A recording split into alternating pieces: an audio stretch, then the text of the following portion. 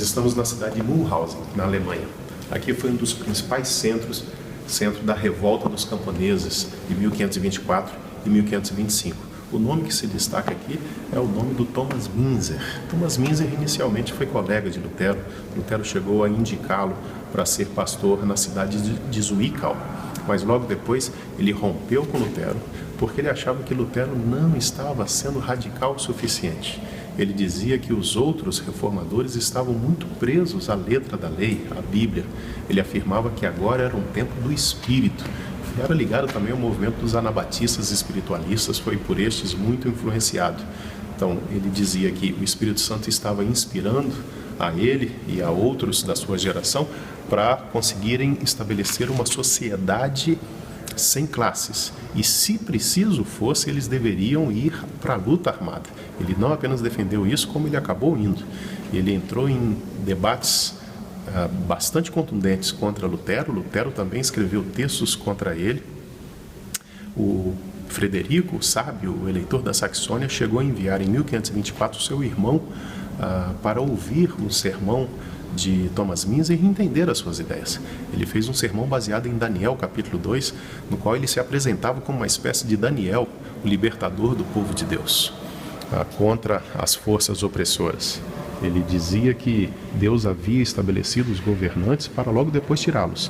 E isso estava sendo ordenado pelo Espírito de Deus, e os camponeses, o povo, deveria tomar essa iniciativa para derrubar os governantes, para destruir os governantes. Não deveria haver a submissão aos governantes, como Lutero, por exemplo, estava pregando. Portanto, Thomas Müntzer é um dos grandes líderes da chamada Reforma Radical. Quando ele chega aqui na cidade de Mulhausen, ele vai se tornar pastor de uma igreja, exatamente essa igreja. Era aqui que Thomas Müntzer pregava. Fazia os seus sermões e conclamava o povo ao levante.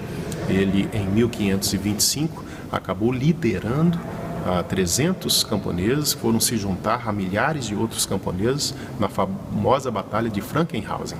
Em 1525, eles foram massacrados, cerca de 5 a 6 mil pessoas foram massacradas pelas forças dos príncipes. E ele foi aprisionado e, em maio daquele ano, ele acabou sendo morto.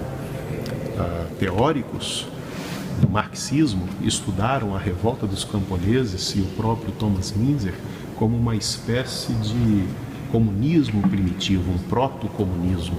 O Engels escreveu uma obra sobre a Revolução dos Camponeses e o filósofo marxista e também estudioso da religião Ernest Bloch escreveu um texto famoso chamado Thomas Müntzer, o teólogo da Revolução.